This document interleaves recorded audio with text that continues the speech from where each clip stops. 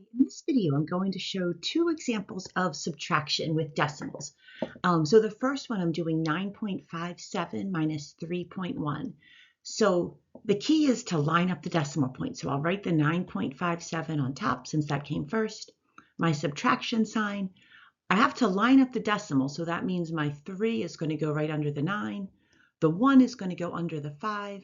If you want to, you can put a 0 in here as a placeholder. That's not a bad idea for sure. And then I'm just going to go ahead and subtract the top number minus the bottom. So 7 minus 0 is 7. 5 minus 1 is 4. 9 minus 3 is 6. And that's my answer, 6.47. You can kind of know it's reasonable because if we just thought about the whole numbers, 9 minus 3, that would give us 6. So it's seeming reasonable.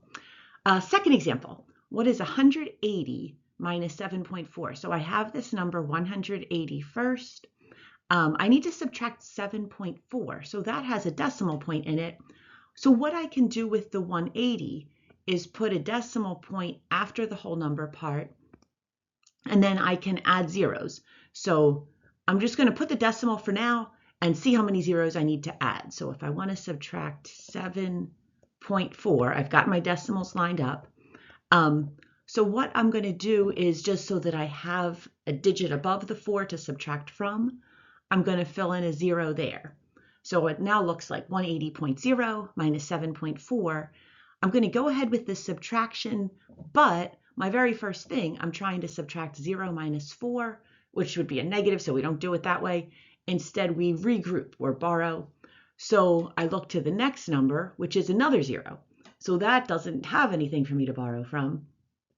So I've got to go to the next number, which is an 8. So I'm going to cross out that 8, make it a 7. Just for a second, I'm going to make this number a 10 because now I can borrow from that. So like essentially the 80 into a 70. Now I have those 10 to use, but I'm going to cross this out, make it a 9 so that I can get this 0 all the way at the right up to a 10. Now I can subtract. I can say 10 minus 4 is 6. I just bring my decimal point straight down in that line. Now I have a 9 in my next spot, so 9 minus 7 is 2. Then I have a 7 here, nothing underneath it, so it just bring down that 7. Nothing underneath the 1, so bring that down.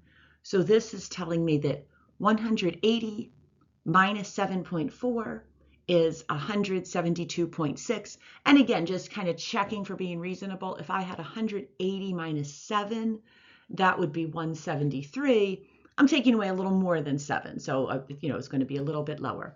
So quick little video on how to subtract with decimals, the lining up, the borrowing or regrouping, all that kind of thing. I hope that's helpful. Take care.